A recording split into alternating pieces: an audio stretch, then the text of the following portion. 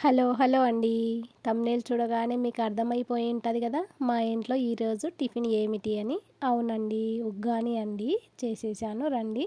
దీన్ని ప్రిపేర్ ఎలా చేయాలో చూపిస్తాను.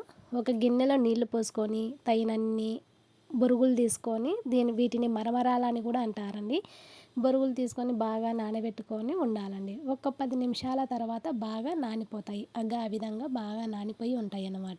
వీటిని బాగా నీరు లేకుండా పిండేసి ఆ బొరల గిన్నెలో వేసుకోవాలండి. ఇలా వేసుకోవడం వలన తాలింపు పెట్టుకున్నప్పుడు ఎటువంటి నీళ్ళు తడి అనేది లేకుండా ఉంటుంది. ఇప్పుడు బొరుగులన్నీ పక్కకు పెట్టుకున్నాం కదా! ఇప్పుడు ఏం చేయాలంటే 3 టమాటాలు తీసుకున్నానండి నేను. ఒక ఆనియన్ 2, 3 పచ్చిమిరపకాయలు తీసుకొని కట్ చేసి పెట్టుకోవాలండి దీనిలోకి. టమాటాలు ఎందుకు ఎక్కువ తీసుకున్నానంటే బొరుగులు అనేది పొడి పొడిగా రాకుండా కొంచెం ముద్దగా రావాలంటే కొంచెం టమాటా పండ్లు 1, 2 ఎక్కువ తీసుకొని వేసుకుంటే బాగా ముద్దగా వస్తుందండి. లేదంటే పొడి పొడిగా వస్తుంది. సరే, మీరు ఎలా చేసుకుంటారు? ముద్దగా చేసుకుంటారా? లేదంటే పొడి పొడిగా చేసుకుంటారా? కామెంట్ చేసేయండి.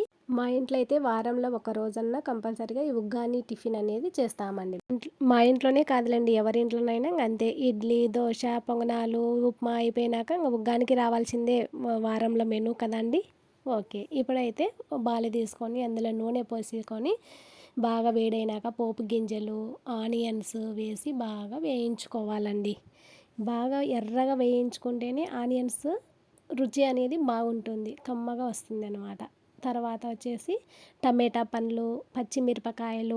ఈ పచ్చిమిరపకాయలు అనేది తినేటప్పుడు చాలా బాగుంటుందండి. నేనైతే పచ్చిమిర్చి తక్కువ వేసి చేయడం లేదండి. అది ఎల్లో కలర్లో కనిపిస్తుంది కదా, అట్లా వేయడం లేదండి. ఎర్రకారం వేసి చేస్తున్నాను అనమాట. ఇది కూడా చాలా బాగుంటుంది. చాలా మందికి పచ్చి తక్కువ వేసి చేసుకోవడమే తెలిసి ఉంటుంది కదా, ఇట్లా కూడా ట్రై చేయండి. ఇప్పుడైతే టమాటా పళ్ళను బాగా మగ్గించుకోవాలండి. మగ్గే వరకు బాగా మూత పెట్టి మగ్గించుకోవాలి. ఆ తర్వాత పసుపు వేసినానండి. పసుపు వేసి కొంచెం మగ్గనియాలండి.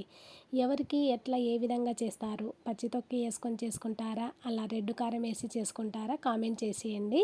నేనైతే రెడ్ కారం వేసేసానండి. అది కూడా బాగా పచ్చి వాసన పోయేంత వరకు కొంచెం వేయించుకోవాలి. అలా వేయించుకున్నాక నూనె కొంచెం పైకి తేలి ఉంటుందండి. అప్పుడు మనము ఈ పిండి పెట్టిన బొరుగులను వేసుకోవాలి. ఈ బొరుగులలో కూడా కొన్ని రకాలు ఉంటాయండి. ఉప్పు బొరుగులు ఉంటాయి, మామూలు బొరుగులు ఉంటాయి అన్నమాట. వాటిని కొన్ని ప్రాంతాలలో ఉప్పు బొరుగులు మాత్రమే అమ్ముతుంటారు, కొన్ని ప్రాంతాలలోనేమో మామూలు బొరుగులు అమ్ముతుంటారు. మా సైడ్ అయితే పెద్ద ఉప్పు ఉండదండి, కాబట్టి ఇవి తొందర నానతాయండి. కొన్ని ఏమో చాలా లేటుగా నానిపోతాయి, అయినా కానీ అవి ఇంకా గట్టిగానే ఉంటాయి అన్నమాట.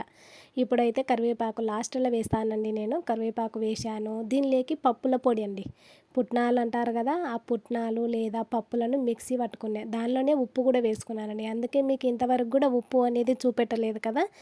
ఈ పప్పులలోనే ఉప్పు వేసి మిక్సీ పట్టినానండి. కొంచెం వేసుకుంటే బాగుంటుంది దీనిలోకి టేస్ట్ అన్నమాట. అసలు పప్పుల పిండి చల్లుతేనే దీని టేస్ట్ అండి, అంతా దీనిలోనే ఉంటుంది. ఒట్టి తాలింపు పెట్టి చేసుకుంటే అంత పెద్దగా టేస్ట్ ఉండదండి. అందుకు కంపల్సరీగా ఈ పుట్నాల పప్పు అనేది పొడి అనేది వేసుకోండి అందరూ. చూడండి, కలర్ చూడండి ఎంత బాగా కనిపిస్తుందో. ఎప్పుడు పచ్చి తొక్కు వేసుకుంటే ఎల్లో కలర్లో కనిపిస్తుంది. ఇలా ఒకసారి రెడ్ కలర్లో వేసి కూడా చేసుకోండి, కారం వేసి బాగుంటుంది. ఇంకా మా వారికి టైం ఏంటి, నేను పెట్టేశానండి, తినేశాడు. మీరు కూడా తప్పకుండా చేసుకోండి.